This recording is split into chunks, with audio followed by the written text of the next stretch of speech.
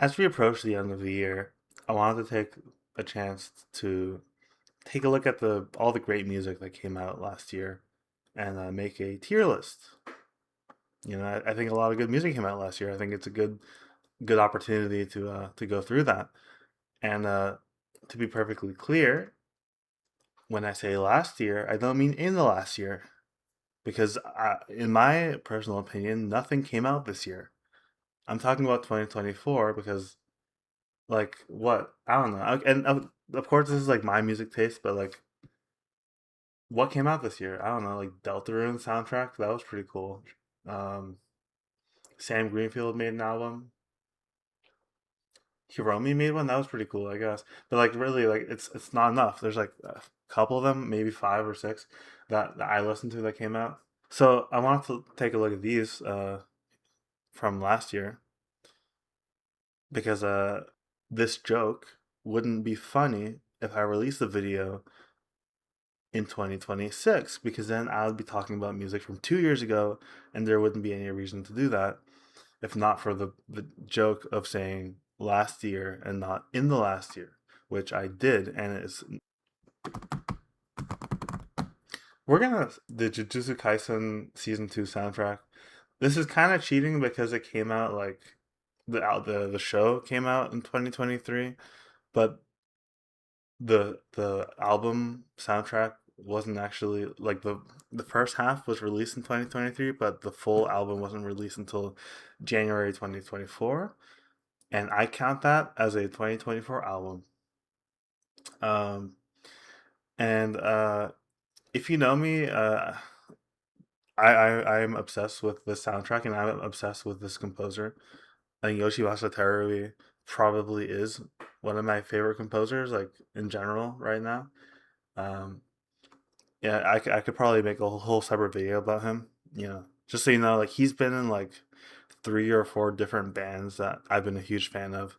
Um, I think I think Jujutsu Kaisen might have been like the first anime soundtrack he did. But he was in season one. He wasn't the main composer. He did like a couple of songs here and there, including what's his name, Megumi's theme, like when he does the domain expansion and stuff like that was the cool guitar riff he does. That's from him, where it's like you know. Uh, season two, they were like, yeah, you're good. You're gonna be the main composer, and that was great. We got this awesome album. Listen to it. Watch the season. Also, season three's coming out next month, so I'm very excited to hear more music from this guy, and whatever other projects he does. By the way, he's also in another active band right now called Seraph, Saraph. So check him out. I am also legally required to mention one of my favorite J-pop groups, Sorato Sakana, which unfortunately was only active for a couple years, like maybe 3 or 5 years at the most. And they released a couple of albums. I think they're really great, but something that you don't know because I'm sure you don't even know anything that I'm talking about. This J-pop group was produced by Yoshimasa Terui. And I only found that out after listening to these guys and being like, hey, this sounds really good. I wonder why that is. And it's like, yeah, it's the same guy. So I know season three soundtrack for JJK is going to be great too. And I really just am excited to see his future projects.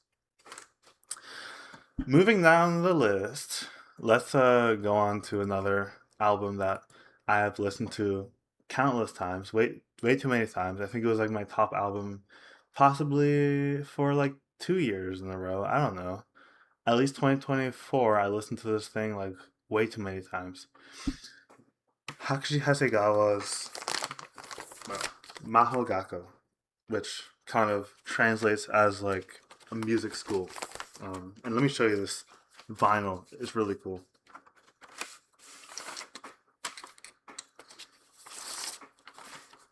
Yeah, look at this, man.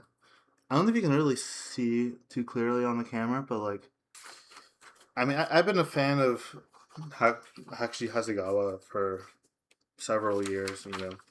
I think I discovered them sometime during college, And this one right here, or maybe it might be more of a LP or something, but Samaku Hodo. Also a great album. Also, look at this beautiful blue vinyl.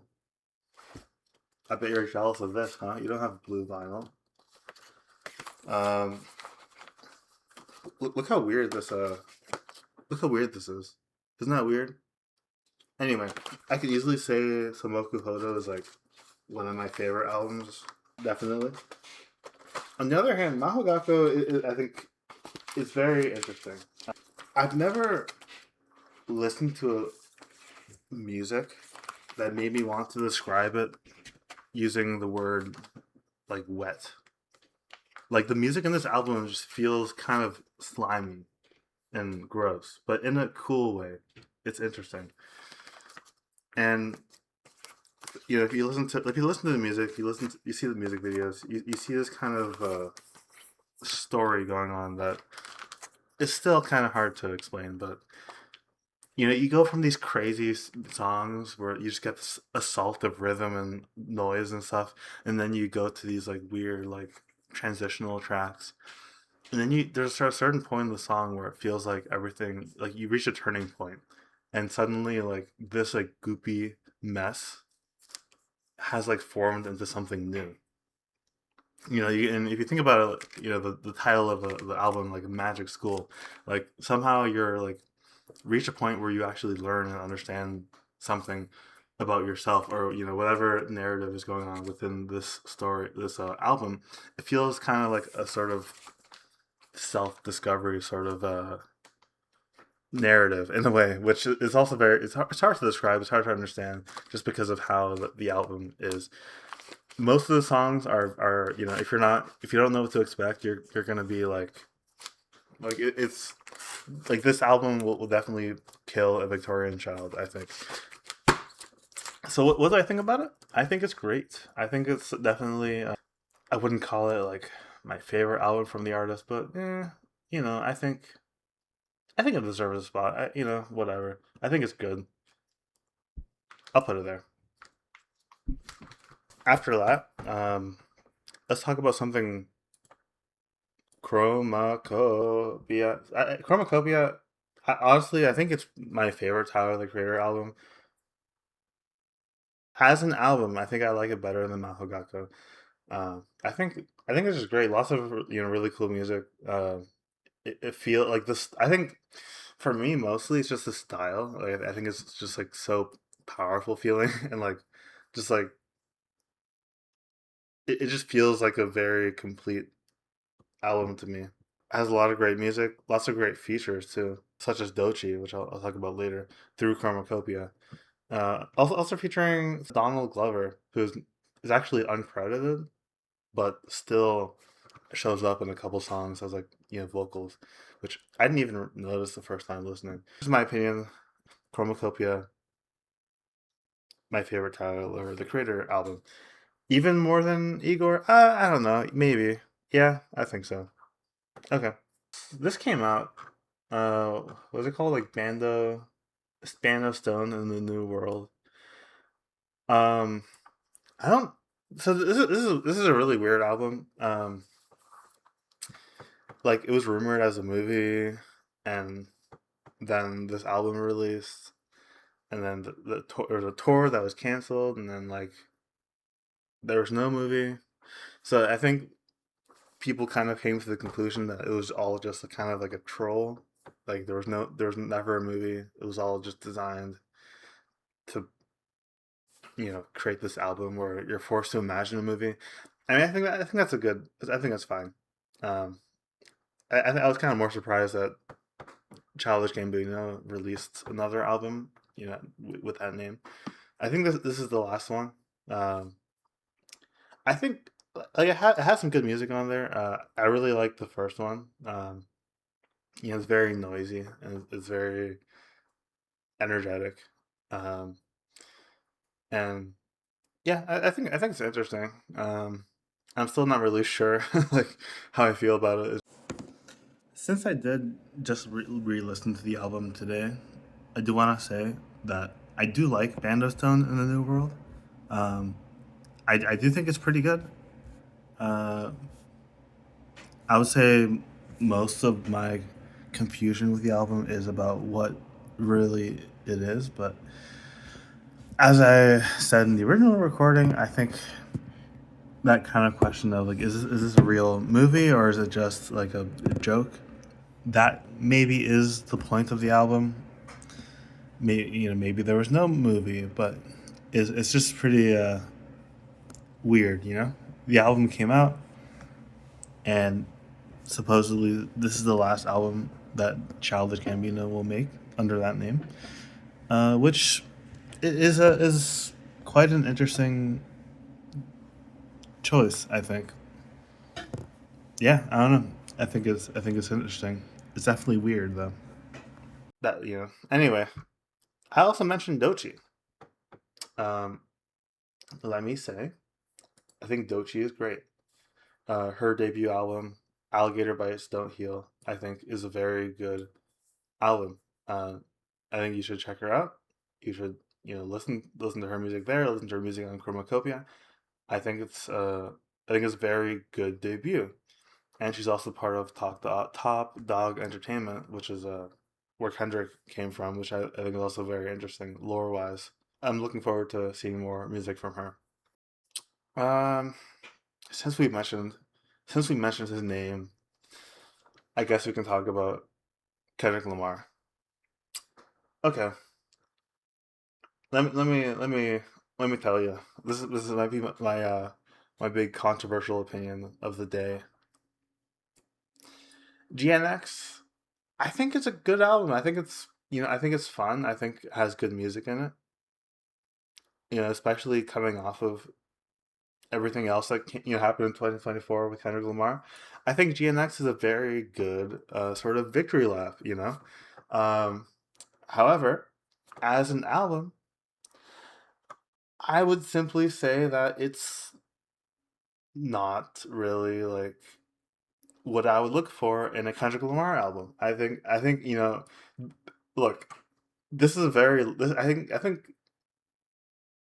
I understand if this makes you angry because I think this is kind of low for the album. I think like the music is enjoyable, but simply because Kendrick Lamar, I know him for albums like To Pimp a Butterfly, Mr. Morale and the Big Steppers, Damn, so on and so forth, where like you have such a strong and tight narrative on these albums, uh, and it's just so rich with style and references to music, and like a narrative throughout all the different songs. I think there's a chance I might have just misunderstood what I was listening to, but GNX just kind of feels like a bunch of fun, well produced songs. Again, these are all great songs, but for me, it's not where it's not an S tier Kendrick Lamar album. I'll just say it like that. But still one of my favorite artists. I'll just say that. Okay, but what it was an S tier Kendrick Lamar release from 2024. That's where I would place the Drake, beef. Basically, all the stuff that came out during that beef, Euphoria, Not Like Us, all that stuff. S tier easily. It was so hilarious just watching it unfold. You know, Drake drops one song, and then like 40 minutes later, Kendrick drops a response, and then like the next morning he drops another one. Like it was just so good, and each of the songs just went in so hard. I think like if I were to call that an album, which is kind of cheating, I would I would definitely make that S tier easily. So this one, a very small artist, but I really think you should check them out. They're called Post NC.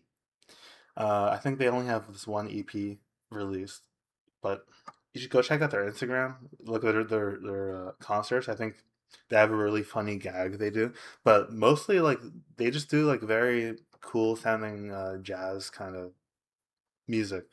Um, I don't know if jazz is exactly the right genre, but anyway, point being, I think their music is really cool. I went to one of their concerts in Alston at the Middle East bar, or somewhere around there, and it was really cool to meet them in person. And actually, I do have one of their CDs right here. Um, yeah, I mean, you really should check them out. Here's a list of their names. Great stuff. Another artist. This one, I would say maybe an industry plant. Um, her name is Yuri. She released one song that got pretty popular on TikTok. She's released a couple other songs since then. Um, I think my favorite of her music is anything produced by Sasuke Haraguchi, uh, which is a Japanese producer who's made a bunch of different weird songs, but she has a good voice or whatever. She has a lot of songs that are like very noise heavy and very just like chaotic and energetic, which I think are cool. Yeah, okay. Let's put Dolphin Hyperspace up here. Let's put it in great. Um, Dolphin Hyperspace is also a very similar to like kind of modern jazz. Actually, Dolphin Hyperspace does feature Lewis Cole in one or two of the songs. Dolphin Hyperspace is Logan Kane and Nicole McCabe. Uh, those are some fun facts, I guess. The music's good. Check it out. But since I already mentioned Lewis Cole, we gotta pull up Nothing by Lewis Cole.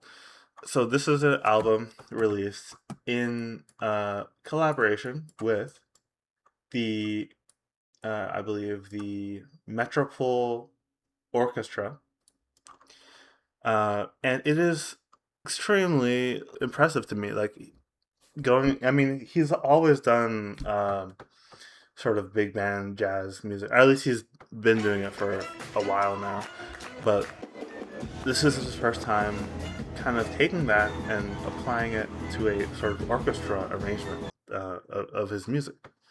It's pretty interesting to see how his style of jazz, is kind of translated into a sort of big orchestra setting, which I just think is great. Lots of cool sounding songs in there by Tiny Yawn. So this is kind of like a Japanese indie rock type thing.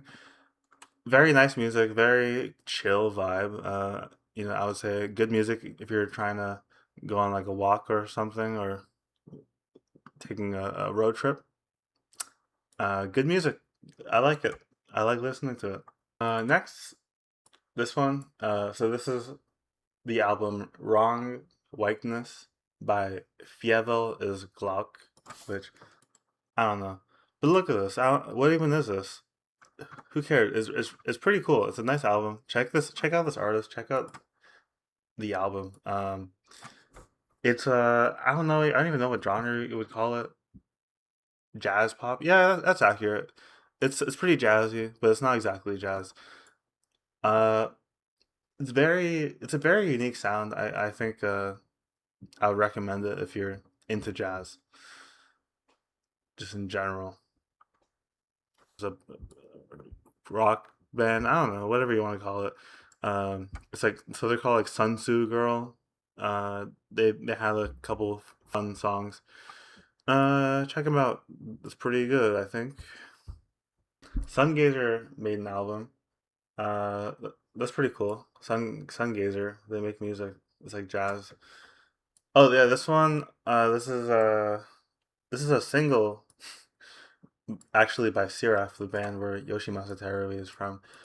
Yeah, that came out. Like that counts, even though it's not an album. It counts. I Kamano. Uh, Her music's pretty cool. She actually, coincidentally, she used to be in a band with Yoshimasa Terui, and she was also one of the other producers of that other J-pop group that I was showing before. Cole's Hey in man, here. I tried to record some drums on. We got some Lewis Cole. Yeah, that's pretty good. I think I like that. Okay. Hey, look at that. I ranked all the music I listened to in 2024, even though half of these didn't really remember all that well. Hey, but look at that.